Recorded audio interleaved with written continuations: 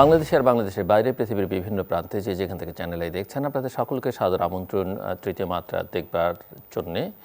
অপ্রতিরোধ্য গতিতে এগিয়ে চলা কোট আনকোট বাংলাদেশ নানা রকমের সংকটের মধ্যে আছে, যদিও নানা রকমের সম্ভাবনা বাংলাদেশের আছে এবং সেই সম্ভাবনার একটা বড় নিয়ামক শক্তি হচ্ছে বাংলাদেশের জনগণ উদ্যমী বেসরকারি খাত।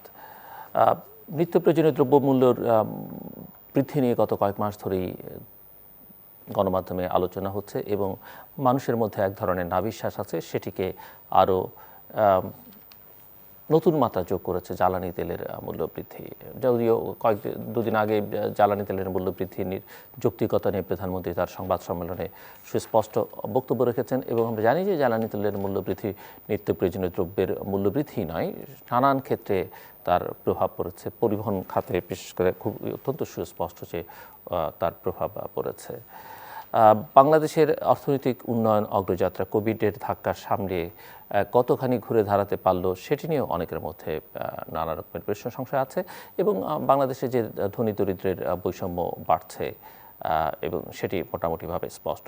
সবচেয়ে বড় সংকট যেটি দেখা যায় বাংলাদেশে যে অর্থনীতি নিয়ে আলোচনার ক্ষেত্রে তথ্য এবং উপাত্তের যথেষ্ট অভাব। যে পরিসংখ্যান আমরা পাই সেই পরিসংখ্যান বেশ কয়েক বছরের পুরনো, তার উপরে ভিত্তি করে নানান হিসেব নিকেশ নানান প্রেডিকশন করা হয়, নানান হিসেব নিকেশ দাঁড় করানো হয়। কিন্তু একথা ঠিক যে 5, 7, 10 বছর আগের তথ্যপাত্র দিয়ে আপনি পরের 5 বছরের 10 বছরের পরিকল্পনা করবেন, সেই পরিকল্পনা যে কোনো কাজে আসবে না সেটি যে কোনো শিশুও বলতে পারে। এরই মধ্যে ভূ রাজনীতিতে নানা রকমের পরিবর্তন ঘটতে শুরু করেছে, নানা রকমের মেরুকরণ এবং সেই মেরুকরণে সেই লড়াইয়ে বৈরিতায় বাংলাদেশও ইচ্ছে করে হোক অনিচ্ছায় হোক খানিকটা জড়িয়ে পড়েছে।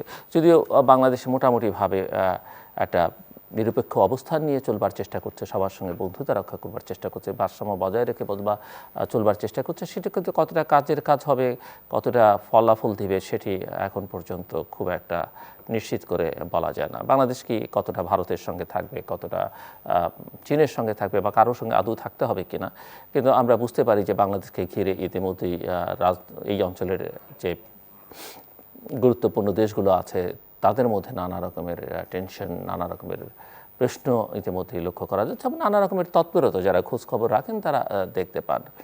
এবং এই বৈরিতার একটা বা এই যে ব্যালেন্স করে চলবার বা পক্ষ নেওয়ার যে ইস্যু, সেই ইস্যুর একটা প্রভাব বোধ হয় আগামী 9 এবং 10ই ডিসেম্বর মার্কিন প্রেসিডেন্ট জো বাইডেনের যে সামিট ফর ডেমোক্রেসি, সেখানে বাংলাদেশকে না ডাকারও একটা কারণ অনেকে মনে করেন।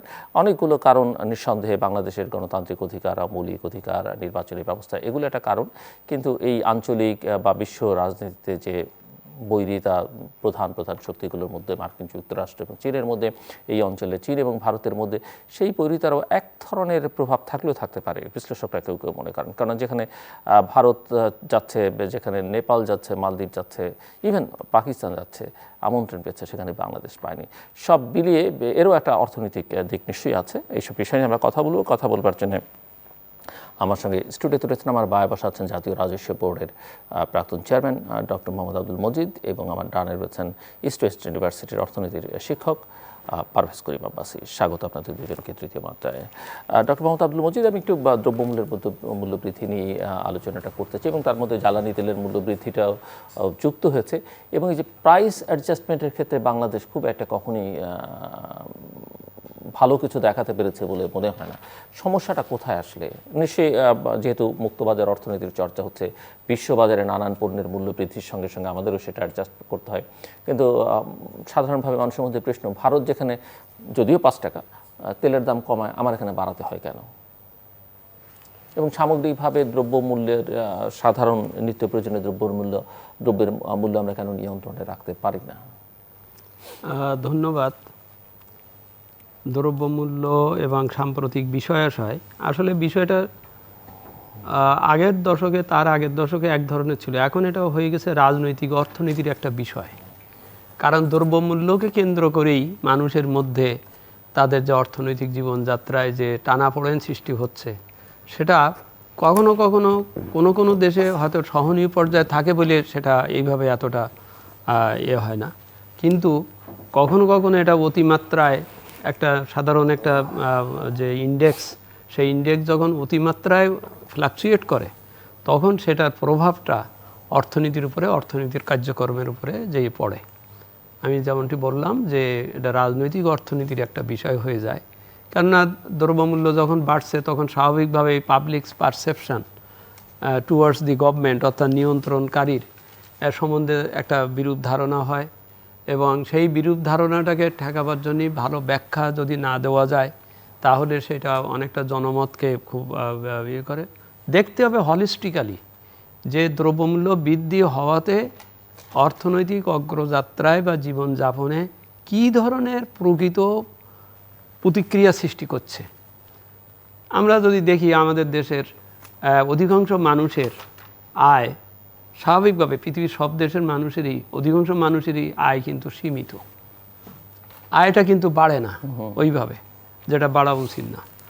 আচ্ছা, তার সাথে এর উপরে বোঝার উপর শাকের আঁটি বেড়েছে কোভিড। স্বাভাবিকভাবেই দেখা গেছে শুধু বাংলাদেশ নয়, পৃথিবীর বহু দেশের মানুষের নিম্নবিত্ত মানুষ, মধ্যবিত্ত মানুষকে শিফট করে দিয়েছে, তারা আরও দরিদ্র হয়েছে, তাদের নগদ পয়সার ঘাটতি ঘটেছে। আমরা এসএমই সেক্টরকে বেশি সাহায্য দেওয়ার কথা বলেছি, কিন্তু সাহায্য তারা পায়নি, কিন্তু তাদেরকে টিকে থাকতে হচ্ছে।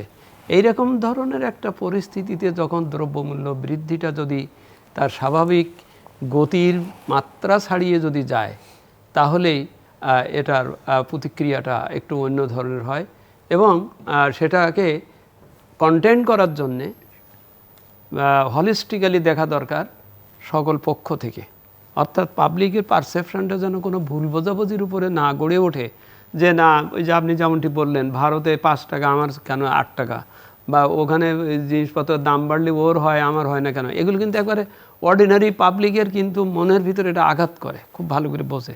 যেমন আরেকটা কথা হয়তো হতে পারে যে আপনি যেটা বললেন অ্যাডজাস্টমেন্টের কথাটা, বাইরের দাম বেড়েছে সেই জন্যে আমি দাম বাড়াতে বাধ্য হচ্ছি, তখন প্রশ্ন ওঠে এই এই এই অর্থনীতির মানুষের প্রশ্ন উঠবে, তাহলে যখন কমেছিল তখন আপনি কোথায় ছিলেন? আপনি তো তখন কমাননি। একেবারে কিন্তু খুব সাদামাটাভাবে এই প্রতিক্রিয়াটা কিন্তু এসে যায়।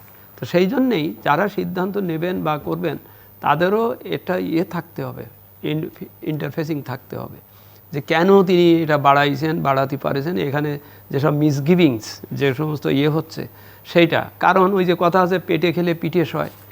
আমি যদি এটা বুঝতে পারি যে না সত্যি এই ছাড়াও কোনো উপায় ছিল না, এটা করতে হবে। আমরা মহান মুক্তিযুদ্ধে মানুষ কেন নেমেছে? কারণ সে কনভিন্সড হয়েছে যে না, আমি যদি এইভাবে অস্ত্র না ধরি বা করি তাহলে আমার অস্তিত্বই থাকবে না ইত্যাদি। তো কনভিন্স করার ব্যাপারটা যেটা বঙ্গবন্ধু একটা মানুষ, একটা জাতিকে যে তিনি করেছিলেন, ঠিক তেমনি এই জনগণকে, সকলকে, যে জনগণের ভিতরে আমরা সবাই, সেই জনগণকে এটা বুঝাতে হবে, বুঝতে হবে যে কেন জিনিসপত্রের দাম এই নাগালে। যেমন আমরা কিছুক্ষণ আগেই জানলাম যে মসুরির ডাল 60 টাকা, তারপরের মাসে 2-3 মাস পরে 75 টাকা, তারপর 90 টাকা, মানে কোনো ফর্মুলা মানতেছে না। কিন্তু ওদিকে অধিকাংশ মানুষের আয় হচ্ছে সীমিত। তো তখন এটা কিন্তু একটা খুব মারাত্মক একটা পরিস্থিতি সৃষ্টি করে, কারণ ও নিষ্পেষিত হতে থাকে আর থেকে। এখানে আমি একটা ছোট্ট অন্যভাবে একটা উদাহরণ দেই। শান্তিনগর বাজারে ইলিশ মাছ বিক্রি হচ্ছে, এক ভদ্রলোক তার সীমিত আয়, সে 1500 টাকা নিয়ে বাজারে গেছে, মনে করেছে একটা ইলিশ মাছ সে কিনবে। সে যেই জিজ্ঞেস করলো ইলিশ মাছের দাম কত, বলে কি 2500 টাকা। তো বলে কি একটু কম দেওয়া যায় না? বলে না, কম দেবো না, কম দেওয়া যাবে না। তারপর বলে কি আপনি এখানে একটু দাঁড়ান, আমি কত বিক্রি করি আপনি দাঁড়ান। এর ভিতরে এক গোপলা কালো পিটকিটে লোক, পিছনের 2-3টা মিনতি ওই যে বড় ঝাঁকা নিয়ে আসছে, এসে বলছে কি এই দামও জিজ্ঞেস করলো না, এই উঠেই দে, 4টে উঠাই দিল, দিয়ে জিজ্ঞেস করলো দাম কত? 3000। ওর কাছে 25 চাইছে, কিন্তু এখানে চাইছে 3000। কটা কড়কড়ির নোট বের করে দিয়ে দিল। ওই লোকের আয়ের উৎস, আর এই যে লোক সীমিত আয়ের লোক ওখানে দাঁড়িয়ে দাঁড়িয়ে দেখছে। পরে ওই লোকটা চলে গিয়ে বললো আপনার বললাম না দাঁড়িয়ে থাকেন, যে আপনি দেখেন যে কি অবস্থা হচ্ছে। আমি বলতে চাচ্ছি এই যে আপনি ধনী দরিদ্রের যে বৈষম্য যে ব্যাপারটা, অর্থনীতিতে যদি এরকম একটা ইমব্যালেন্স হয়ে যায় যে কিছু লোকের হাতে অচোকভাবে মানে তার কাছে ওই 10 টাকা 100 টাকা মানে নোট দেওয়া এবং তার জন্য কোনো ব্যাপার না। ওই গোষ্ঠীর একটা অশ্লীল প্রদর্শনীও আছে। হ্যাঁ, এটা প্রদর্শনী, সেটা দেখাচ্ছে, সে পাচ্ছে না। কিন্তু এই লোকের 1500 টাকার যে লোক, তার এই 1500 টাকা পেতে কিন্তু যথেষ্ট কষ্ট করতে হয়েছে নিঃসন্দেহে। এবং সে শেষ পর্যন্ত সেই ইলিশ মাছ কিনতে পারে না। তো আমি ওইটাই বলছি যে অর্থনীতিতে যখন দ্রব্যমূল্য ওঠানামা করেই, এটা করবে, এটা স্বাভাবিক, ডিম্যান্ড অ্যান্ড সাপ্লাইয়ের হলে কোনো হেরফের হলে তো বাড়বে, কিন্তু সেইটাকে সহ্য করবার মতন পরিস্থিতি, অ্যাবজর্পশন ক্যাপাসিটিটার দিকে পলিসি মেকারের লক্ষ্য রাখতে হবে, যে অ্যাবজর্ব করতে পারবে কিনা। এইটা করলে আমার জ্বর যদি 97 ডিগ্রি 98 ডিগ্রি এইভাবে ওঠে, তাহলে আমি সেইভাবে ব্যবস্থা নিতে পারি।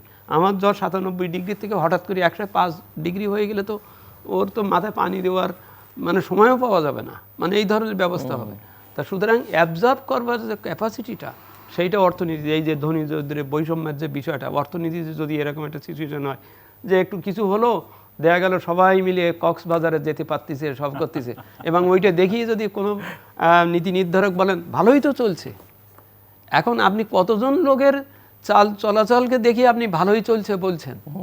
এ তো সীমিত কটা লোক, মানে 18 কোটি দেশে, 18 কোটি দেশে 1 লাখ লোক খুব দামছে ওই শিপিং ইয়েতে শপিং মলে গেল, কেনাবেটা করলো, ইয়েতে উঠলো, খুব গাড়িতে উঠলো, এইটা মানে কিন্তু বুঝাবে না যে all people are in a good mood or something. সুতরাং নীতি নির্ধারকরে সবসময় লক্ষ্য রাখতে হবে একেবারে প্রান্তিক পর্যায় পর্যন্ত, যে আমার সে কি অবস্থায় আছে, তার হাতে পয়সা আছে কিনা। আমরা তো এখানেও এই অনুষ্ঠানেও বলেছি যে মানুষের হাতে পয়সা নাই, কারণ তার চাকরি নাই, কাজ নাই, উপযোগিতা নাই, কোনো কিছু নাই। ঠিক সেই সময় তার যদি 75 টাকা, তারপরে 85 টাকা, তারপর যদি 105 হয়, তো শেষ পর্যন্ত তো সে ওটা কিনতে পারবে না। এবং ওই কেনা না পারার ব্যাপারে তার যদি সেইভাবে ব্যাখ্যা তার সামনে না থাকে, না দেখা যায় যে ভাই এটা এমন একটা দিন, যেমন মিস্টার পেঁয়াজ মাঝে মাঝে খুব নায়কে পরিণত হয়, হ্যাঁ, যে কি ব্যাপার, এটা বিরাট আগে, আচ্ছা তখন বুঝতে পারে যে আচ্ছা ঠিক আছে, পেঁয়াজটা নাই বা নাই খাইলাম বা একটু ইয়ে করলাম। কখন কখন ইভেন কাঁচামরিচও সংবাদ শিরোনাম হয়ে যায়। তো সেগুলোর একটা অ্যাডজাস্ট করবার একটা ব্যাপার বোঝা যায় যে ঠিক আছে আমি ওইটা খেলাম। কিন্তু এমন একটা জিনিস, যেমন ফুয়েলের কথাটাই আসছি, ফুয়েল এমন একটা উপাদান, এমন একটা জিনিস, it touches most of the sectors. হ্যাঁ, শুধুমাত্র যে গাড়ি চালায় তার বেলায় তা না। এবং এখানে পারসেপশনগুলো ভুল হয় কেন? দেখা যাচ্ছে যে দাম বেড়েছে, পরের দিনই বাস মালিক সমিতির যিনি মহাসচিব, তিনি বলছেন বাড়ানো ঠিক হয়েছে। এই যে কথাটা বলে উনি পারসেপশনটাকে কোন দিকে নিয়ে গেলেন, কারণ এর ফলে মানুষের মধ্যে এই ধারণা হচ্ছে যে তার মানে ওনাদেরও ইন্ধন আছে, যে আপনি দাম বাড়ালে আমরাও ভাড়া বাড়াতে পারবো। মাননীয় প্রধানমন্ত্রী অবশ্য সুন্দরভাবে ব্যাখ্যা করেছেন যে ভাড়াগুলোকে একটা এর ভিতরে আনা গেছে, we appreciate that, but at the same time পিপুলসের মনে থেকে ওই ধারণাটা এই যে জন্মালো, যে মনে হলো যে উনি ভাড়া বাড়াবার জন্যেই এইটা একটা অজুহাত হিসেবে দেখে নিয়েছেন। যেমন আমরা কখনো কখনো এরকম দেখেছি 2013 সালে বা কখনো কখনো যখনই একটা কোনো রাজনৈতিক কোনো কিছু ইয়ে হয়েছে, মানে বিশৃঙ্খলামূলক কাজ হয়েছে, আলটিমেটলি দেখা যাচ্ছে ইমিডিয়েটলি যেয়ে বড় বড় ব্যবসায়ীদের একটা লাভ হয়। কি লাভ হয়? সে বাংলাদেশ ব্যাংকে যেই বলতে পারে যে দেখেন আমার তো খুব ক্ষতি হয়ে গেছে, আমার ব্যবসার ক্ষতি হয়ে গেছে, এই হয়ে গেছে। এতেও পারসেপশনে অনেক স্টাডিতে কিন্তু বেরিয়ে আসতেছে, এতেও পারসেপশন বাড়ে। কখনো কখনো মনে হয় ঝড় হলে বরং অনেক মাঝির বা অনেকের একটা একটা একটা উজানে যাওয়ার বা ওদিকে যাওয়ার একটা সুযোগ, তার ব্যাখ্যা তার সামনে তৈরি হয়ে যায়। তা এই পারসেপশনগুলোকে দূর করতে হবে, দূর করে বুঝতে হবে যে হ্যাঁ আমার এই ছাড়া গতি ছিল না, আমি এটা বাড়াচ্ছি, আপনাকে আমি স্যাক্রিফাইস করতে বলতেছি, আমি এটা পরে এটা ঠিক করে দেব, বা আমি এটাকে ইয়ে করবো। ভর্তুকির, আমার অর্থনীতি কিন্তু ভর্তুকি দিয়েই শুরু হয়েছিল। সেই ভর্তুকির মাত্রাকে আমাকে অবশ্যই এটাকে কন্টেন্ট করতে হবে। যেমন মন্ত্রণালয় থেকে দায়িত্বশীল একজন 3 দিন আগে বলেছেন যে আমার কাছ থেকে আমার উদ্বৃত্ত টাকা সরকার যদি না নিতেন, তাহলে তো আমি এইটা আরও 15 মাস কি 6 মাস পরে এটা করতে পারতাম। এখানেও পাবলিক পারসেপশনে কিন্তু প্রশ্ন উঠবে, আপনার কাছে উদ্বৃত্ত টাকা কেন হয়েছিল, এভাবে কাজ করতে হয় না, আর inefficient। আর আর সরকার কেন সেই টাকা নিল, হ্যাঁ, আর সেই টাকা নেবে যদি আপনি জানেন তাহলে সেই আপনি সরকারকে তাহলে বলেন যে আপনার এটি হলে কিন্তু আমার এই দাম বাড়াতে হবে, এ করতে হবে, আপনার এটা ব্যাখ্যাটা ক্লিয়ার করতে হবে। তো না করলে সরকার আমার উদ্বৃত্ত টাকা নিয়ে নিয়েছে সেই জন্য আমি করলাম। উদ্বৃত্ত টাকা কি বছর 2 আগে আমরা জানি আইন একটা করতে হলো, যে আমরা দেখছি সেক্টর কর্পোরেশনগুলো যারা কমার্শিয়ালি চলে তারা প্রথমত হচ্ছে এনবিআরকে ট্যাক্স দেয় না, ও নিজেই পাবলিকের কাছ থেকে ট্যাক্স নেয় কিন্তু এনবিআরকে দেয় না, সেখানেও একটা বড় টাকা পাওনা। প্লাস অর্থ মন্ত্রণালয় বিদেশ থেকে যে লোন বা যা কিছু এই নিয়ে সেক্টর কর্পোরেশনকে দেয় ওটা আন্ডারে সাবসিডিয়ারি লোন এগ্রিমেন্টের আন্ডার দেয় এসএলএ, সেইটারও দেখা যাচ্ছে বহু কিস্তি বাকি। আমরা যখন এতে ছিলাম, অর্থ মন্ত্রণালয়ে ছিলাম, আমরা কিন্তু অর্থমন্ত্রী বা আমরা খুব কড়াভাবে কয়েকবার, এমনকি অনেক বিদ্যুৎ উন্নয়ন বোর্ড বা এর মানে সামনের ওই অর্থ কিস্তি বন্ধ করে দিয়েছি যে না তুমি আগে ওই টাকা দাও তারপরে, তা সেইগুলো করেও কিন্তু ঠেকানো যায়নি বা যায় না। তো সেইটা বছর 2 আগে বোধহয় একটা করেছে যে না তুমি অনেক টাকা রেখে তুমি ফিক্সড ডিপোজিট রাখতেছো আর আমি এদিকে খরচ করে চলছি, তো তুমি ওই টাকা ফেরত দাও। সেটার একটা আলাদা শানে নজুল আছে, আলাদা সিস্টেম আছে, কিন্তু বিষয়টাকে ওইভাবে নিয়ে, কারণ একটা জিনিস বুঝতে হবে, আমি একজন প্রাক্তন কন্ট্রোলার অ্যান্ড অডিটর জেনারেল, তিনি আমাকে বলেছিলেন যে বঙ্গবন্ধুকে এদেশের মানুষ এত শ্রদ্ধা করে, ভয় করে, ভালোবাসে, কিন্তু হি বিকেম মিসআন্ডারস্টুড। কীভাবে মিসআন্ডারস্টুড হলেন? যে 70 সালের নির্বাচনের সময় তিনি বলেছিলেন জনগণকে যে আমরা যদি ক্ষমতায় যেতে পারি, তখন স্বাধীন হওয়ার কথা না, আমরা যদি ক্ষমতায় যেতে পারি তাহলে 8 আনার সের ধরে চাল খাওয়াবো, ওই আপনার চন্দ্রঘোনার যে কাগজ যেটা পশ্চিম পাকিস্তানে যায় ওটা এখানেই 10 আনার দিস্তি দিতে পারবো, এরকম কথা। স্বাভাবিকভাবে বঙ্গবন্ধু ওয়াজ ভেরি রাইট, এবং তিনি বলেছিলেন এগুলো ফ্যাক্ট, কিন্তু যে এই কাগজ ওখান যেয়ে ফিরে আসছে দিস ফ্যাক্ট। কিন্তু এইটা খেয়াল, সিরিজ মধ্যে আমার বললেন এইটা খেয়াল করেন নাই এই কথাগুলো তিনি কোন জনগণের সামনে বললেন, যে জনগণের পারসেপশন নাই যে কি কি কারণে দাম বাড়ে। তো যার জন্য 74 সালে 1974-এ যখন জিনিসপত্রের দাম বেড়ে গেল, এমনকি 10 টাকা না কয় টাকা বোধহয় চাইল হচ্ছিল, তখন কিন্তু জনগণ বলল তুমি বললা 8 আনা সের দরে চাইল খাওয়াবা, এখনই করে। কিন্তু সরকার আর ওই ব্যাখ্যা করবার সুযোগই পেলেন না, বা হলো না যে 73-তে বিরাট একটা অয়েল শক হয়েছে, তারপরে আমার এই সাপ্লাইয়ের এত বড় একটা হয়েছে, আমার এর 2টা বন্যা হয়েছে, এই জন্য আমার ধান হয়নি বা ইত্যাদি হয়নি। এই ব্যাখ্যা কিন্তু তখন আর টিকলো না, টেকে না, কারণ ওই যে মানুষের ধারণা। সেই জন্য আমি বলছি যে কোন জনগণের জন্য আপনি পলিসি বলছেন, দিচ্ছেন, তার প্রয়োগ সেদিকে জনগণের সঙ্গে আপনার সংযোগটা কি আপনার সেটাও সংযোগটা বুঝতে হবে। ঠিক রাখতে হবে। রাইট। পেটে খেলে পিঠে সবে। আমি কি একটু মিস্টার পারভেজ করিম আব্বাসী, আপনারই পালা। আমি এখানে করি 3টে জিনিস বলো। উনি স্যার খুব এত সুন্দরভাবে বলছিলেন, এত সহজভাবে কঠিন জিনিসগুলো বুঝান, খুব অবজেক্টিভলি বলেন। আমি এখানে কিছু তথ্য উপাত্ত দিয়ে বলছি, এখানে স্যার কিছু আমার জন্য ছেড়ে দিয়ে গেছেন, তাই ধন্যবাদ স্যার। প্রথমে হচ্ছে যে একটা হচ্ছে 3টে জিনিস বলবো এখানে।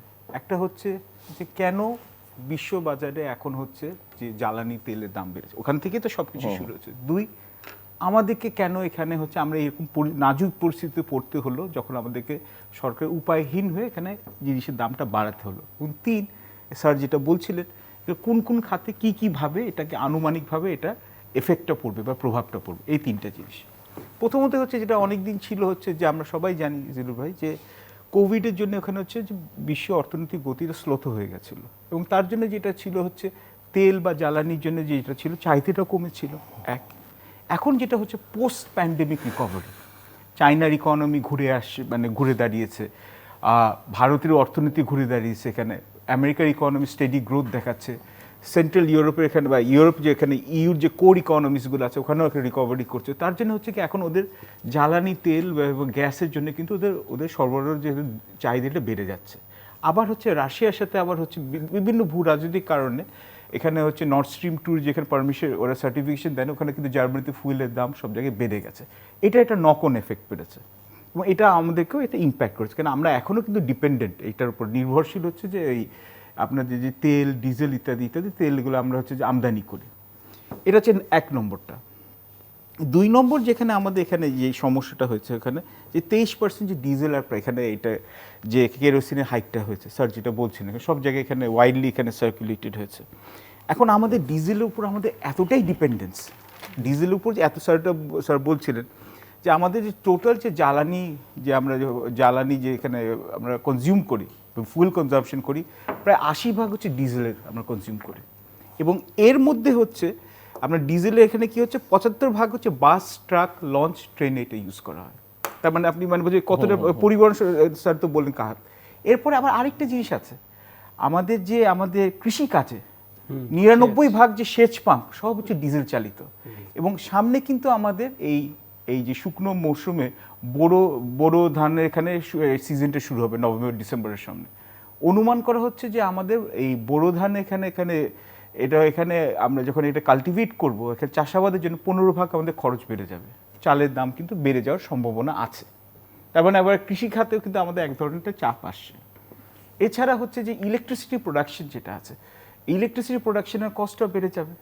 আবার এর মধ্যে এত কিছুর মধ্যে আবার এলপিজি গ্যাস যেটা আছে ওটা কিন্তু 4 ধাপ 5 ধাপে বেড়ে গেছে। কিন্তু 12 কেজির একটা এলপিজি এখানে কিন্তু 54 টাকার দাম বাড়ানো হয়েছে। আপনি দেখেন সব দিক দিয়ে কিন্তু এখানে দামটা পাচ্ছে। এবং নিশ্চয়ই এখানে সরকারের এখানে প্রধানমন্ত্রী বলেছেন, মাননীয় প্রধানমন্ত্রী, যেখানে 23,000 কোটি টাকা ডিজেলে এখানে দিতে হয়, এখানে ভর্তি দিতে হচ্ছে, এটাও সত্যি কথা। এবং এই করোনার মধ্যেও কিন্তু আপনাকে আমরা ভুললে চলবে না, কিন্তু অনেক জায়গায় কিন্তু প্রণোদনা দেওয়া হচ্ছে, এখনও কিন্তু থামে নাই। এবং আমরা তো বলছি যে ভারতে 5 রুপি করে ডিজেলে কমিয়েছে, 10 রুপি পেট্রোলে কমিয়েছে, তাহলে এখানে 5 রুপি পেট্রোলে 10 রুপি ডিজেলে এইভাবে, তো আমরা কেন করতে পারলাম না? সব জায়গার তো এখানে হচ্ছে মানে সম্পদের এখানে একটা সম্পদের সীমাবদ্ধতার একটা ব্যাপার আছে। কিন্তু এখানে আবার কিন্তু থেকে যায়। স্যারও এখানে বললেন যে নানান রিপোর্ট, ইউএনডিপি রিপোর্টে বলছে, আমাদের বলেন যে নিউ পোর, নতুনভাবে দরিদ্র যারা আছে, এখানে হিসাব দিয়েছে 2 কোটি, আবার অন্যান্য জায়গায় বলছে 3 কোটি, কারণ হিসাব নিয়ে 3.5 কোটিও আছে। এখন আপনি কোনটা ধরেন? আপনি যদি 10 লাখও ধরেন, আপনি ধরেন, কারণ তথ্যপত্র তো আমাদের এস্টিমেশনের উপরে, 10 লাখও যদি হয় ওটাও তো সমস্যা। এবং এর মধ্যে কাদের আমরা এফেক্টটা পড়ছে? যাদের হচ্ছে যে যাদের কোনো ফিক্সড চাকরি নেই, মানে তারা হচ্ছে এখানে এক সময় ঝামেলায় পড়ে গেছে। 2 নম্বর হচ্ছে যারা হচ্ছে নতুন করে যারা ব্যবসা করছে, জাস্ট ব্যবসা এখানে গতিটা বাড়ছে, যে আপনার যে চাওয়ালা যে আপনাকে রাস্তায় যে চা বেচছে, সেও তো ওই কেরোসিনের স্টোভ দিয়ে করছে, তারও দাম বাড়বে না? কেন সেখানে 15 টাকা করে তার দাম বেড়ে যাচ্ছে, এখানে সবার উপরে একটা ইম্প্যাক্ট পড়বে। এবং আমাদের আরও সামনে একটা বিপদ আসছে। এই বিপদটা হচ্ছে আমরা এখন এটা আমরা করি না বৈশ্বিক দিক দিয়ে, খুব তাড়াতাড়ি হচ্ছে ইউএস ফেডারেল রিজার্ভ শোনা যাচ্ছে যে ওরা হচ্ছে ইন্টারেস্ট রেট হাইক করবে, কেন ওরা বলছে ওদের ইনফ্লেশন অনেক হাই হয়ে গেছে, 3.5%-এর মতো। যেই ইন্টারেস্ট রেট হাইক করবে তখন ইউএস ডলারের দামটা বেড়ে যাবে। ইউএস ডলারের দাম যদি বেড়ে যায়, টাকার মান কিন্তু আমরা এমনিতেই কিন্তু আমরা এমনিই কমছে, তারপর যদি আরো কমে তাহলে কি হবে? আমরা যে এখানে কাঁচামাল আমরা আমদানি করি, আমরা যে এখানে আপনার কৃষিজাত জিনিস আমদানি করি, তেল আমদানি করি, ওর দাম আরও বেড়ে যাবে, যেটাকে বলে cost push inflation, wage price spiral, সবগুলো হবে। এখানে ওয়ার্কারদের এখানে সব চাহিদা বেড়ে যাবে, এত কিছু জিনিস একসাথে চলে আসছে। এখন সরকার কি করবে? মানে নিশ্চয়ই এখানে, এবং এটা হচ্ছে গোদের উপর বিস্ফোরা বলে, কেউ চায় না যে এই সময় এইরকমভাবে এটা করার জন্য। এটা হচ্ছে যে আপনি যদি পলিটিক্যাল অবজেক্টিভ একদিকে রাখেন বা একটা, তো স্যারের কথার মধ্যে এখানে আছে, যেটা উনি বলছিলেন আমাকে, স্যারই বলছিলেন যে এটা কি ধাপে ধাপে করা গেলে কি ভালো হতো না? বা এটা হচ্ছে কি আরও এটা সেন্সিটাইজেশন, স্যার যেটা বলছেন, কি কারণে আমাদেরকে করতে হচ্ছে, কি কারণে আমাদের করাতে হচ্ছে। এবং আমরা কিন্তু সামনে কিন্তু আমাদের কিন্তু ফুড সাপ্লাই কিন্তু একটা চাপ আসতে পারে। তাহলে কি আমাদেরকে তাহলে আবার কৃষি প্রণোদনা দিতে হবে? সরকারের মাথায় নিশ্চয়ই আছে, কিন্তু আমরা বলছি এগুলো এখানে দেখতে হবে, কেন জিনিসটা সহনীয় করতে হবে। বা এই যে 8 বছরের, এবং আপনি 2018 সালে ব্রেন্ট ক্রুড থেকে অক্টোবর থেকে আপনার দাম কিন্তু কম ছিল, এই প্রথমবার 3 বছর পর দামটা বাড়ল, $86 মতো আছে। এখন ব্রেন্ট ক্রুডের দামটা যদি বেড়ে যায়, তখন আমরা লং টার্ম, হ্যাঁ বিশ্ববাজারে তেলের দাম উঠানামা করবে, জিনিসপত্রের দাম, আমাদের অল্টারনেট এনার্জি এক্সপ্লোরেশনের দিকে যেতে হবে, অফশোর আমাদের হাইড্রোকার্বন এক্সপ্লোরেশনে যেতে হবে, আমাদের আরও অন্যান্য জায়গা থেকে অয়েল বা গ্যাস এখান থেকে বিদেশ থেকে তো আমরা এখানে আমরা আমদানি করছি, আরও কোন জায়গা থেকে করতে পারে। হ্যাঁ, সামনে আমরা দেখছি নিউক্লিয়ার পাওয়ার প্ল্যান্ট জেনারেশন, এটা সঠিক ডিরেকশন যাচ্ছে, কিন্তু আমাদের 17 কোটি দেশ, এখানে আমাদের এখানে অর্থনীতি, আমাদের ইনকাম বাড়ছে একভাবে না একভাবে, তো আমাদের কিন্তু আরও জ্বালানি কিন্তু আমাদের এখানে ডিমান্ডটা বাড়বে। আমাদেরকে ওই ফিউচার প্ল্যানসগুলোকে সামনে সিনক্রোনাইজ করতে হবে। এটা হচ্ছে আরেকটা জিনিস যেটা আমাদের করা। এবং তার সাথে সাথে আমি এত কিছুর সাথে অনেক ভালো কাজ হচ্ছে, কিন্তু সঙ্গে সঙ্গে আমাদের এটাও বুঝতে হবে যে এই যে ইকোনমিক শকসগুলো হচ্ছে, এই যে লোকের মধ্যে যে দারিদ্র সীমার মধ্যে লোক ঢুকে যাচ্ছে, এটা নিয়ে আমরা অনেক কিছু বিবাদ করতে পারি। সোশ্যাল সিকিউরিটি নেটসও যেরকম বাড়ছে সেরকমভাবে হচ্ছে আপনার, এবং সবচেয়ে খারাপ হচ্ছে তা হচ্ছে মধ্যবিত্তরা, যাদের ফিক্সড ইনকাম, যারা রাস্তায় বসে যায় না কিন্তু জিনিসের দামে তারাও জর্জরিত, তাদের কি হবে? তো এখন এখানে এইসব জিনিসগুলোকে যদি আমাদের এখন অ্যাকাউন্ট করার জন্য, এটা ইকোনমিক্সের সব কথা বলে কি যে সবচেয়ে ভালো জিনিস হচ্ছে কি দাম কন্ট্রোল করা কোনো দিন চায় না। আলাউদ্দিন খিলজি দিল্লির আমলে এখানে চেষ্টা করেছিল, স্যার জানেন, দাম কন্ট্রোল করে, ওনার মতো দুর্দান্ত প্রতাপ সম্রাটও ভুলে গেছেন। তো কী করতে হবে? সরবরাহ বাড়াতে হবে। সরবরাহ বাড়ানো তো 1 সেকেন্ডে সম্ভব না। তো আমাদের যে সাপ্লাই বটলনেক্সগুলো আছে ওইগুলো আইডেন্টিফাই করা, এবং এগুলোকে হচ্ছে যাতে হচ্ছে আপনি আপনার জিলু ভাই আপনার কথাতেই ছিল যে আমাদের বেসরকারি খাত ওদের জন্য এখানে হচ্ছে এর ব্যবসা বান্ধব এখানে জিনিসগুলো আরও এখানে স্টেপগুলো নেওয়া, এবং প্রান্তিক সমাজে স্যার যেটা বললেন এই যে সোশ্যাল সিকিউরিটি আমরা যে দিচ্ছি, সরকার তো অনেক টাকাই খরচ, ঠিক মতো এফেক্টিভলি টার্গেট করা হচ্ছে না কিনা, যাদেরকে দেওয়ার কথা তারা ঠিক মতো পাচ্ছে না কিনা, এইগুলো আমার মনে হয় যে এইগুলো আমাদের সামনে একটা চিন্তা করা উচিত। Thank you doctor Majid. হ্যাঁ, না পারভেজ খুব সুন্দর কথাই বলছেন। আমাদের একটা জিনিস খেয়াল করতে হবে, আমার অর্থনীতির সেগমেন্টগুলো বুঝতে হবে। আমার অর্থনীতিতে প্রায় 70% মানুষ হচ্ছে কিন্তু ইনফর্মাল সেক্টর, তারা চাকরিজীবী না, নির্ধারিত আয় তাদের নাই, তারা একে অন্যের উপর নির্ভরশীল হয়ে কাজ করে।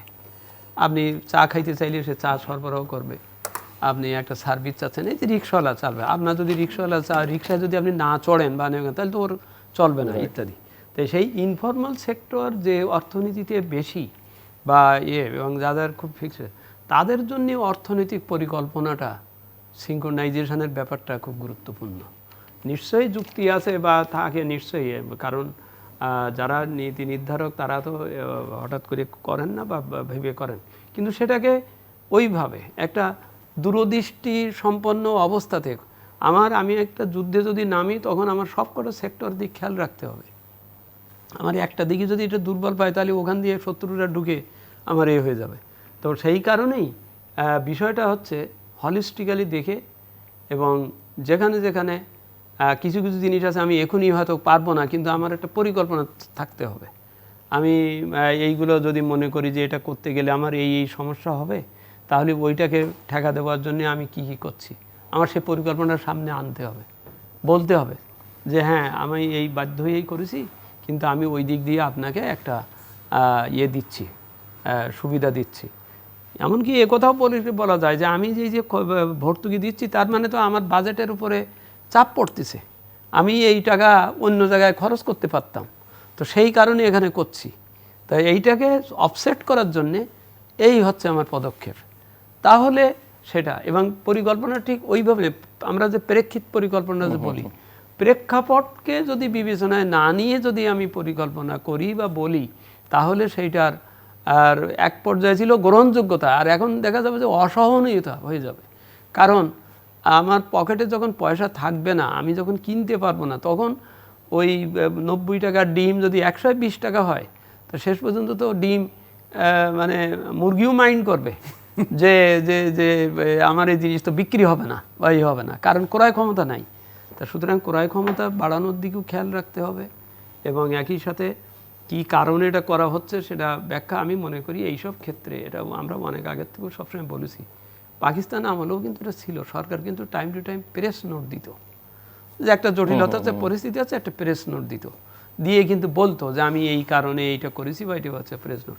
সেইগুলো কিন্তু সাম্প্রতিক কালে কিন্তু নাই, বুঝলাম। অন্যভাবে না হলো, এই যে এখন পার্লামেন্ট চলছে, ওখানে একজন মাননীয় সদস্য প্রশ্ন করুন যে আপনি যে এটা কেন বাড়ালেন বা এটা বাড়ালেন, এটা ক্লিয়ার করেন। আমরা যদি মনে করি যে আমলাতন্ত্র বা তারা এটা বাড়িয়েছে বা ভুল করেছে, সে উত্তর দিতে বাধ্য।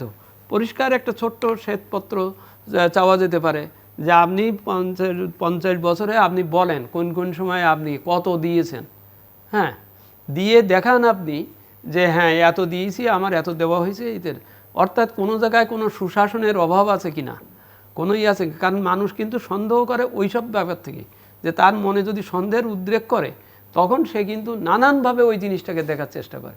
ওইটাকে ডিসপেল করতে হবে, ওকে ডিসপেল করতে হবে যে না আমি এইভাবেই চলছি। এবং যেমন আমি কথার কথা বলি, আমি একটা বিরাট মেগা প্রকল্প বাস্তবায়ন করছি। মেগা প্রকল্প বাস্তবায়ন করতে গেলে তো টাকার অর্থের অনেক কিছু বিষয় আছে, কিন্তু এই জিনিসটা আমি মেগা প্রকল্পটা যে বানাবো সেটা ব্যবহার করবে যে জনগণ, সেই জনগণকে যদি আমি আস্থায় না রাখতে পারি, তাকে যদি ব্যাপারটা ব্যাখ্যা করে না দিতে পারি, তাহলে হবে কি, সে পরে মনে করবে যে এটা তো আমার জন্য ক্ষতিকর হয়ে গেল। এই ক্ষতিকর হওয়ার ব্যাপারটা যা মাননীয় প্রধানমন্ত্রী সমগ্র জাতির পক্ষ থেকে যে একটা আবেগ এবং একটা যে দৃঢ় সিদ্ধান্ত পদ্মা সেতুর ব্যাপারে নিলেন, কেউই চাওয়া উচিত হবে না যে ওই আবেগ এবং ওই ওটার প্রতি অসম্মান হোক বা হোক। সুতরাং সেইটাকে ঠিক রাখার জন্যেই সাথে সাথে 6 মাস পর পর হলেও ব্যাখ্যা করা উচিত যে আমি এই বানাচ্ছি, সেখানে আমার এই 3টে পিলার এইভাবে ভেঙে গেছে বা এই ভুল হয়েছে বা এই হচ্ছে, আমরা এইভাবে হিসাব দিচ্ছি নিচ্ছি ইত্যাদি।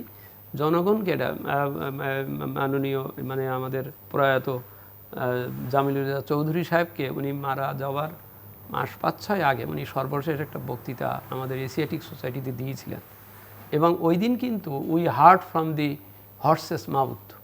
তিনি কিন্তু তার বক্তৃতার মাঝখানে কেউ একজন প্রশ্ন করলেন এবং বললেন যে পদ্মা সেতুর টেকনিক্যাল দিকটা সম্বন্ধে স্যার আপনি একটু বলেন, কারণ আপনি যেহেতু কমিটির প্রধান। এবং এত সুন্দরভাবে উনি বুঝাই বললেন, আমাদের অনেকেরই মনে খুব ক্লিয়ার হয়ে গেল যে না, এখানে আসলে তো এই বিষয় এমন হয়েছে যে নিচে মাটি পাচ্ছে না, ওই যে দেওয়ার জন্যে মাটি পাওয়া যাচ্ছে না। তখন ওনারা আরেকটা নতুন টেকনোলজি আনলেন, একটা পাইপ দিয়ে কিছু কেমিক্যাল দিলেন ওই নিচের মাটিতে, দিয়ে ওই মাটিকে জমানো হলো, জমিয়ে তারপরে ওর উপরে পিলার দিতে হলো। অর্থাৎ কত ধরনের টেকনোলজি করতে হয়েছে।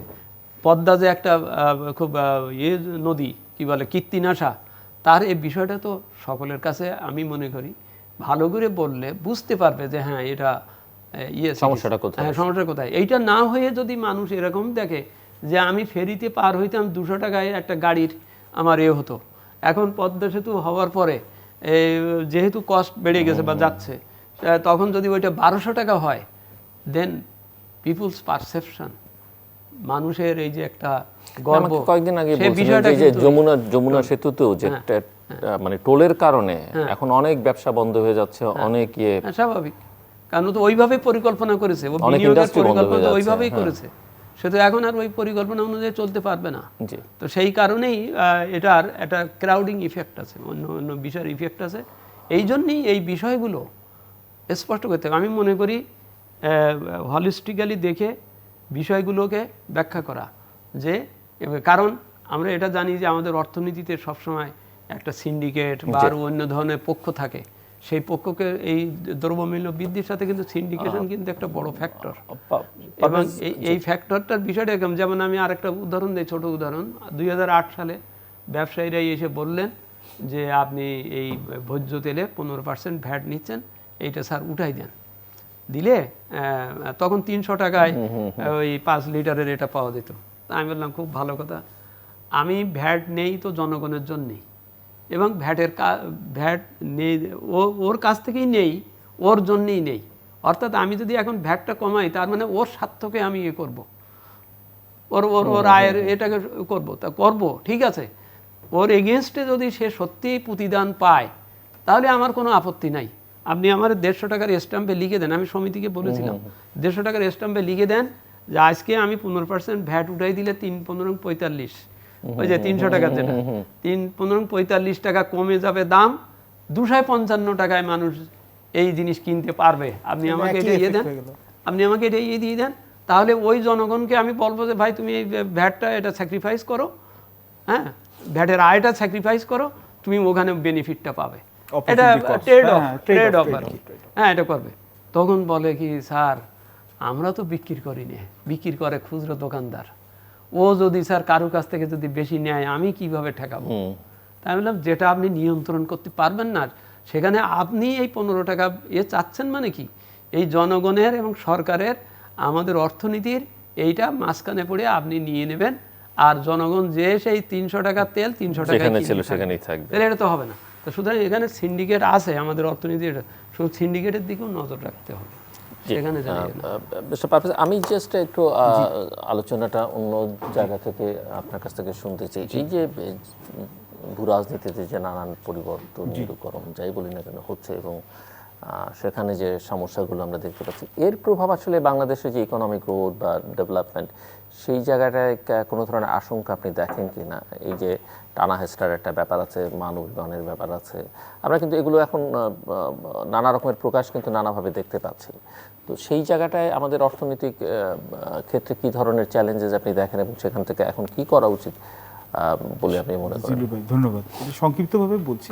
এখানে প্রথমে যখন আমরা বলতাম, এই প্রোগ্রামেই বলতাম, আর কয়েকটা জায়গায় বলতাম যে চায়না আর আমেরিকা যেটা হচ্ছে, অনেকে বলছে যে আমাদের জন্য এটা খুব লাভ হবে। আমি বললাম যে বড়রা যখন মারপিট করে তখন হচ্ছে ছোটরা মাঝখানে সবসময় দলিত হয়ে যায়। তো আমাদের অবস্থাটা তখন অনেকেই মনে করেছিল এটা বিশ্বাসযোগ্য না। এবং চায়নাও জানে যে আমরা আমেরিকা আর চায়নার এখানে কম্পিটিশন থেকে আমরা সুবিধা নিতে চাচ্ছি, আমেরিকাও জানে এটা। তার চেয়ে বেশি বলবো যে ভারত আর চীনের মধ্যে যেখানে আছে, এবং এখন এটার বহিঃপ্রকাশ আমরা দেখতে পাচ্ছি। বহিঃপ্রকাশের মধ্যে কি কি আছে? একটা তো হচ্ছে বিআরআই। যখন বিআরআইটা হলো তখন তো আমরা বললাম যে এটা খুব ভালো জিনিস, ঠিকই আছে, আমাদের অবকাঠামোগত যে বিনিয়োগের যে চাহিদাটা, এটা বিআরআই অনেক অংশে মিটাচ্ছে।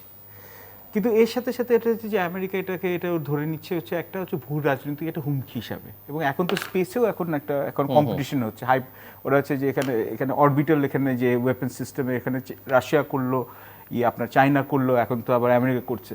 ইন্দো প্যাসিফিক নিয়ে তো আগে তো মনে করছিলাম যে আমরা সবাই যেখানে এটা কি একটা বলছে বলার জন্য, এখন তো অকাশ শুরু হয়ে গেল। এবং এর মধ্যে এখন আবার এখন একটা ওয়েব আর্মস রেস শুরু হয়ে গেছে, আরসিইপি শুরু হয়ে গেল আমাদের জন্য, আমি বলছি এখানে। এবং এখন জিল্লুর ভাই, এটা সত্যি কথা, যেখানে চীনের বিনিয়োগ বেশি যেসব দেশে, সেসব দেশে কিন্তু এক ধরনের একটা অর্থনৈতিক চাপ আসবে, ডিরেক্টলি আসবে না ইনডিরেক্টলি আসবে। চীন থেকে না, না, এটা হচ্ছে দুই পক্ষ থেকে। কেন এখানে হচ্ছে চীনের চাপটাও থাকবে, প্রতিপক্ষের চাপটাও থাকবে। চীন কিন্তু মনে করছে এটা ওদের আমার নিজস্ব এটা আমার একটা ব্যক্তিগত মত মনে হচ্ছে। এটা চীন কিন্তু মনে করছে যে তার একটা অস্তিত্বের সংকট, মানে ওর মনে করছে যে তাদের যে উত্থান, এটাতে হচ্ছে পশ্চিমা বিশ্ব, বিশেষত যুক্তরাষ্ট্র সে বা অ্যাংলো স্পিকিং বলতে ওরা হচ্ছে যে ওরা হুমকি স্বরূপ হিসেবে দেখছে এবং ওদেরকে ভাঙতে চাচ্ছে। এটা চীনের মধ্যে কিন্তু লিডারশিপের মধ্যে এক ধরে আছে। তার জন্য চীন সবসময় কিন্তু অফেন্সিভ ডিফেন্সিভ স্ট্র্যাটেজি খেলে, যখন মনে করে তারপর হুমকি হবে আরও বেশি অ্যাগ্রেসিভ হয়ে যায়। আর আমেরিকা তো ওপেনলি ওদের উপর অনেক রিপোর্টই করে দিয়েছে, 2050 সালের মধ্যে চীন ওদেরকে প্রায় সবগুলো ইন্ডিকেটরে টপকে চলে যাবে। বাট এটা নিয়ে ডিবেটেবল। এখন আপনি যেখানে বললেন এখানে, তো যেখানে যেসব দেশে চীনের বিনিয়োগ বেশি হবে, সেখানে দেখবেন যুক্তরাষ্ট্রের নানান ব্যাপারে সুযোগ সুবিধা থেকে আমরা বঞ্চিত হব। এটা হচ্ছে যে একটা এমনিতে আমরা তো যুক্তরাষ্ট্রের প্রকাশ্য দেখাই গেল যে ডেমোক্রেসি সামিটে বাংলাদেশকে এখন এটা তো এক ধরনের জানান দেয়া, মানে এক ধরনের এটা এখানে, এবং এটা পরিষ্কার অফিশিয়ালি জানান দেয়া আর কি। এখন যুক্তরাষ্ট্রের যে আমি যুক্তরাষ্ট্রে অনেক ভালো জিনিসও আছে, কিন্তু এখানে ওদের মানে গণতন্ত্রের বা ডেমোক্রেসির যে ডেফিনেশন, এটা হচ্ছে ওদের স্বার্থের সাথে ওটা কিন্তু পাল্টাতে থাকে। কেন এখানে কিন্তু তাহলে ওনারা যদি গণতন্ত্রের যে ডেমোক্রেসির যে প্রোগ্রামটা করে, তাহলে তো ওদের মধ্যপ্রাচ্যের অনেকগুলো অ্যালাইজরাই কিন্তু এর মধ্যে আবার এখানে আটকে যেতে পারে। এবং পাকিস্তানের সাথে তো আবার একটা জিও স্ট্র্যাটেজিক ওদের আবার পার্টনারশিপ আছে, কিন্তু এটা কিন্তু এখনো পাকিস্তান ইম্পর্টেন্ট, আমরা অনেকে মনে করে তা না। যুক্তরাষ্ট্র চীন দুজনেই কিন্তু পাকিস্তানকে একটা গুরুত্ব দেয়, এটা ডিফারেন্ট ইম্পেটাস।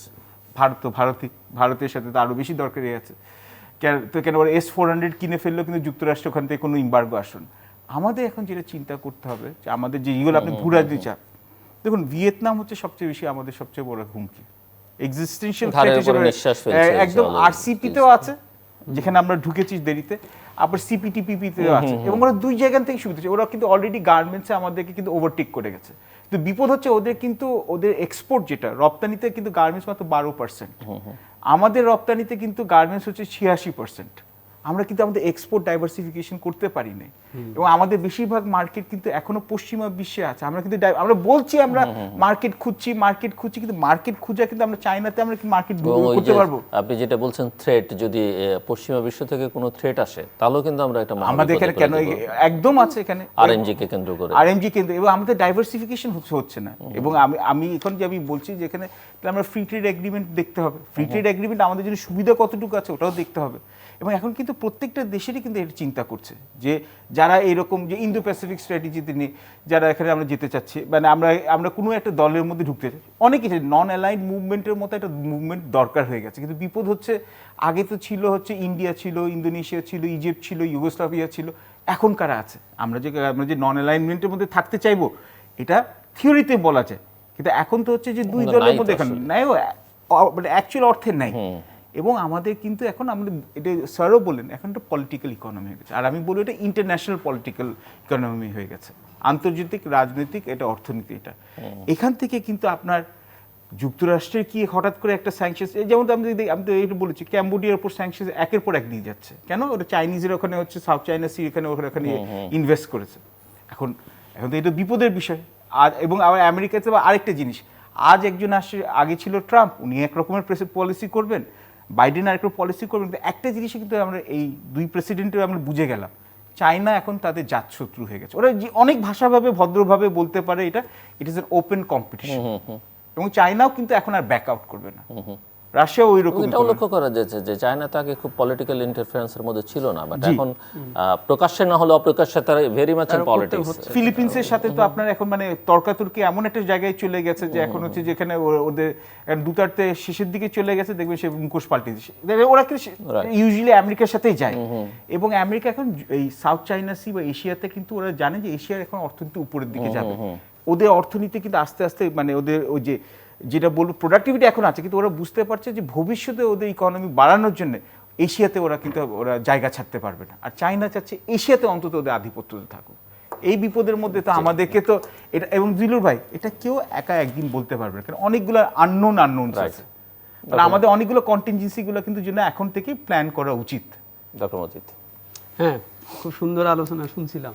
অ্যাকচুয়ালি একটা জিনিস খেয়াল করতে হবে, সিভিলাইজেশন বা ইকোনমিক গ্রোথের এটা একটা সাইকেল। মধ্যপ্রাচ্যকে যদি আমরা প্রথমে ধরি, সেখানে থেকে সভ্যতা বা ইত্যাদি যে ধর্মীয় বিষয়গুলো ওঠার পরে তারা গেল স্পেনে, স্পেন থেকে ইউরোপ আলোকিত হলো, ইউরোপের থেকে তারপর আটলান্টিক পার হয়ে এসে গেল আমেরিকায়, আমেরিকা আলোকিত হলো, তারা সব নোবেল পুরস্কার পাওয়া শুরু করে দিল, সবাই সেখানে যাওয়া শুরু করলো, সে বড় হয়ে উঠলো। এখন কিন্তু ওই প্রাকৃতিক নিয়মেই, নর্মাল নিয়মেই সে এখন প্যাসিফিক পাড়ি দিয়ে সে এখন এশিয়ার এতে আসছে, জাপান বা শ্রীলঙ্কা, সিঙ্গাপুর, চীন ইত্যাদি। এটা হবে, এটা সাইকেল হবে।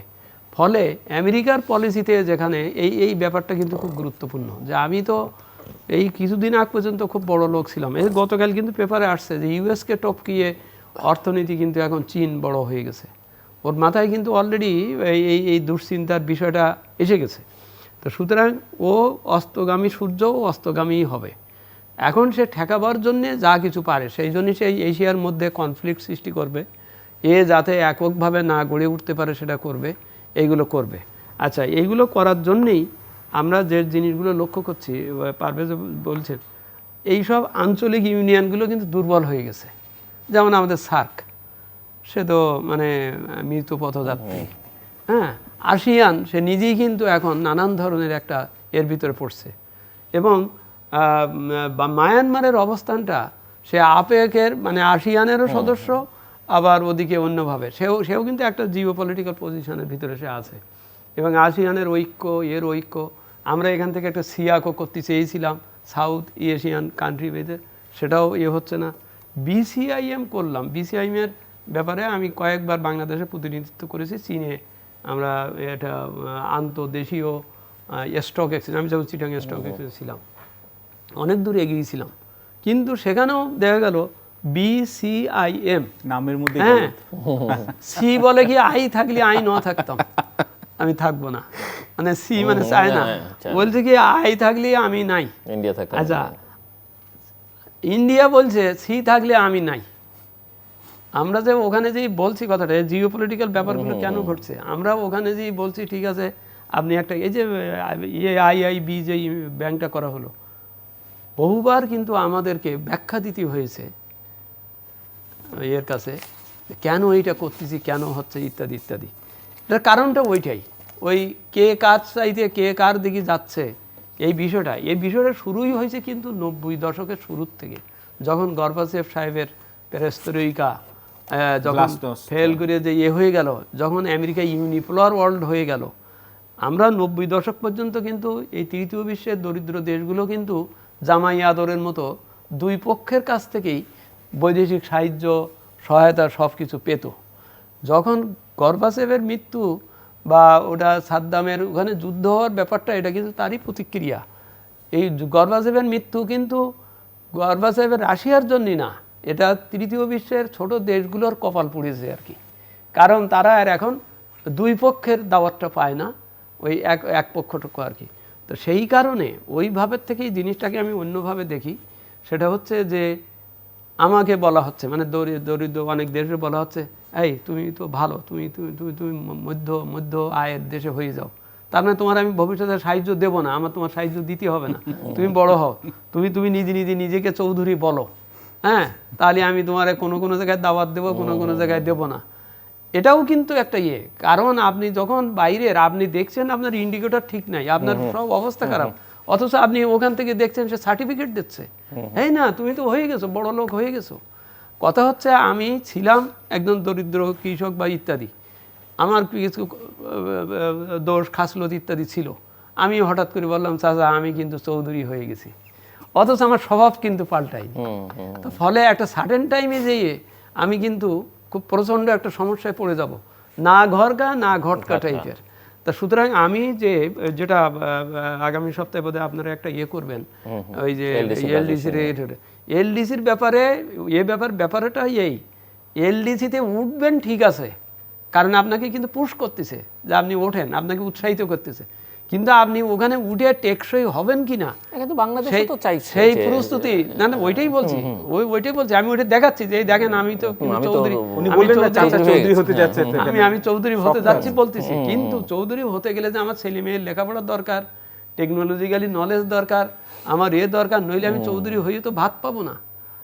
তো সুতরাং আমি শিক্ষাকে যদি এতে রাখি, খেয়ালে না রাখি, আমার অবকাঠামো উন্নয়নে যদি খেয়াল রাখি, যেমন যেটা হয়তো অবকাঠামোতে মেগা প্রকল্প দিয়ে বলা হচ্ছে, ঠিক আছে, কিন্তু যে অর্থনীতি, যে মানুষেরা ওই অবকাঠামো ভোগ করবে, তারা ভোগ করবার মতন পয়সা তার যদি না হয়, এই যে আমরা জিডিপির সকলের মধ্যে পরিব্যাপ্ত হওয়ার কথাটা কেন বলি বা বলা হয়, জিডিপি শুধু কারুর জন্য জিডিপি বৃদ্ধি হলে তো হবে না, তাহলে ইলিশ মাছ বিক্রির মতন অবস্থা হবে।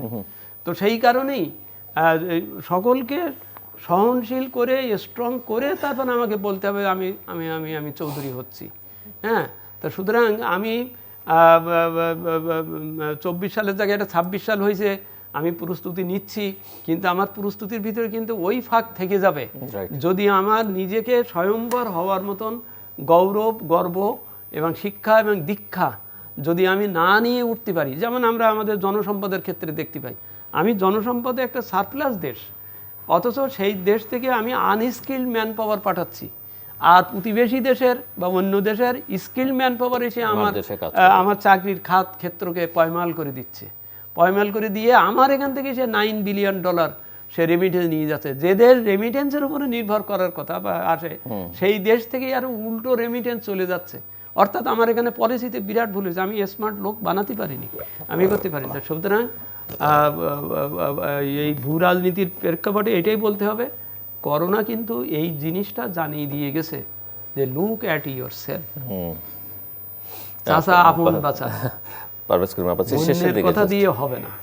আমরা শেষের দিকে জাস্ট কনক্লুডিং রিমার্কস 2 মিনিট। সামনে আরও এখানে যেহেতু এখানে বিশ্ববাজারে জ্বালানি তেলের দাম বেড়েছে, সামনে কিন্তু আরও অস্থিতিশীলতা বাড়বে এবং এটা কিন্তু আমাদের যে করোনা থেকে রিকভারিতে ব্যাহত হতে পারে। এর জন্য আমাদের এখন অল্টারনেট ইকোনমিক মেজার্স রাখতে হবে। এটা যদি এনার্জি স্টেবিলাইজেশন ফান্ড বলে বা কৃষকদের এগ্রিকালচার সাপোর্ট ফান্ড বলে, এবং হচ্ছে আমাদের অল্টারনেট এনার্জি এক্সপ্লোরেশনটা, এটাকে আমাদের লং টার্ম প্ল্যান আছে, এটাকে এখন ইমপ্লিমেন্টেশনে দাঁড়াতে হবে এবং জোরদার করতে হবে। এবং দ্বিতীয়টা হচ্ছে সামনে কিন্তু ভূ রাজনৈতিক অস্থিতিশীলতা বাড়তেই থাকবে এবং এটার অর্থনৈতিক চাপও আসতে পারবে, এবং এটাকে অ্যাভয়েড করার জন্য, পুরোপুরি নাহলে কিছুটা অ্যাভয়েড করার জন্য আমাদের বিভিন্ন প্ল্যানস আগে থেকেই শুরু করতে হবে এবং এখানে মাথাটা ঠান্ডা করে সামনে এখানে আগাতে হবে। এখানে আবেগ বা উত্তেজনার এখানে কোনো সুযোগ নাই, সামনে সময়টা। একটা প্রশ্ন আমি জাস্ট ছোট্ট সময় নেই, থাকলে হয়তো আরো বিস্তারিত আলোচনা করুন। মানে আপনি তো অর্থনৈতিক স্বার্থের কথা চিন্তা করতে বলছেন, কিন্তু সেই স্বার্থের সঙ্গে যখন রাজনৈতিক স্বার্থ যুক্ত হয়ে পড়ে বা নীতি নির্ধারকদের পড়বে, তখন তারা আসলে কি করবেন?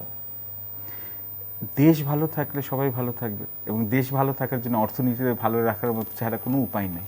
দিস ইজ দ্য, মানে এটা হচ্ছে পৃথিবীতে। এখানে হচ্ছে আপনি আমেরিকাতে যদি আপনার কোভিড না থাকতো, ট্রাম্প কিন্তু আরও অনেক বহু বছর চলতো।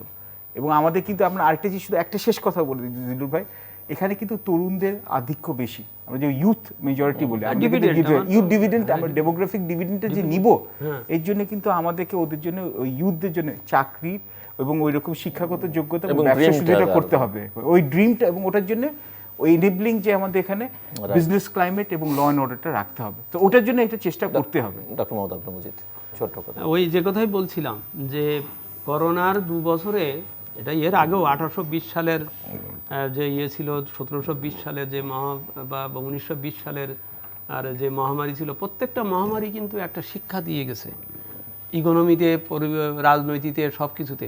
এখানে শিক্ষাটাই এই কিন্তু যে ভূ রাজনীতির কারণে বলেন বা যে কারণে বলেন, বহির্বিশ্বের কাছ থেকে আপনি ওই প্রত্যাশা করে থেকে আপনি ঠকবেন, মানে আপনি পারবেন না। আপনার বেটার হচ্ছে আপনার নিজের, যেমন আমি অন্যভাবে বলি বিষয়টা, আপনি এখন এই সময় বিদেশের থেকে বিনিয়োগ আনার জন্য আপনি বড় বড় রোড শো বা ইত্যাদি করছেন, দিস ইজ গুড, কিন্তু আপনি নিজের দেশের ইন্ডাস্ট্রিকে যে পলিসি দিয়েছেন, সেই সেইগুলো আপনি করবার ব্যাপারে আপনার মনোযোগী হওয়া দরকার।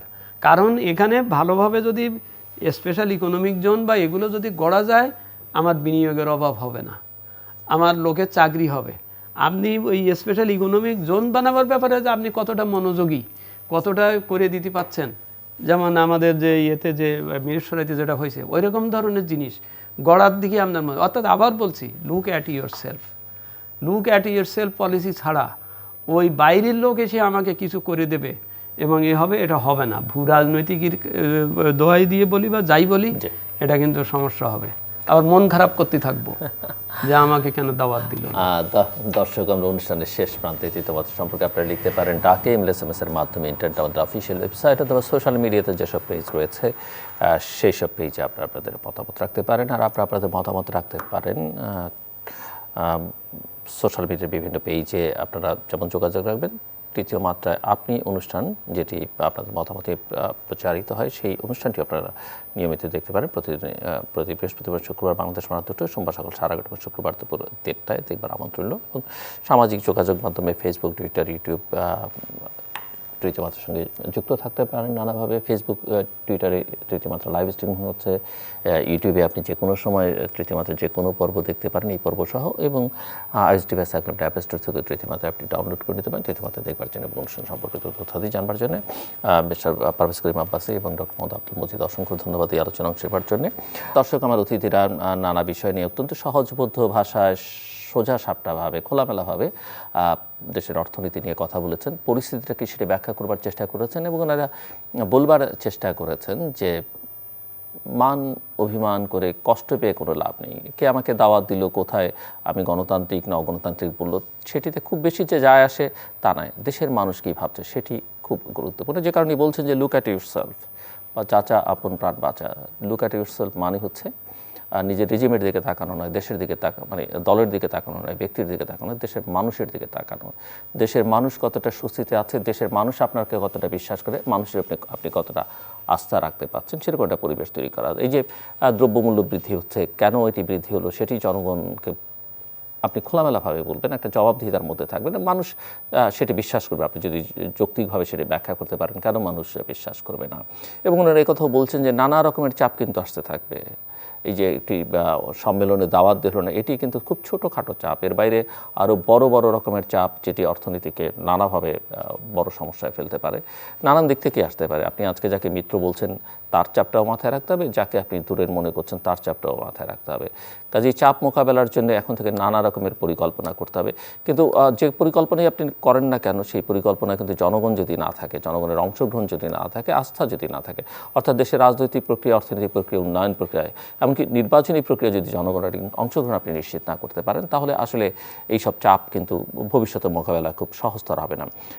যে দেশের মানুষ একতাবদ্ধ, দলমত পথের পার্থক্য ভুলে রাজনৈতিক দলগুলো ঐক্যবদ্ধ দেশের স্বার্থে থাকতে পারবে, সেই দেশ আসলে এই ধরনের চাপ, যে কোনো দেশের যে কোনো শক্তির চাপ মোকাবেলা করতে পারবে। এবং মানুষ যখন 18 কোটি মানুষের, দেশটা ছোট, আয়তনে ছোট, কিন্তু মানুষের বিবেচনায় অনেক বড় দেশ, এই দেশকে সবাই সমীহ করবে। আমাদের যে জিও স্ট্র্যাটেজিক লোকেশন আছে সেটিও অত্যন্ত গুরুত্ব গুরুত্বপূর্ণ। চাইলেই আমাদেরকে দূরে ঠেলে দিতে পারবে না, সেটা আমরা বুঝিও, সবাই কম বেশি টানাটানি আমাদের করবারও চেষ্টা করে।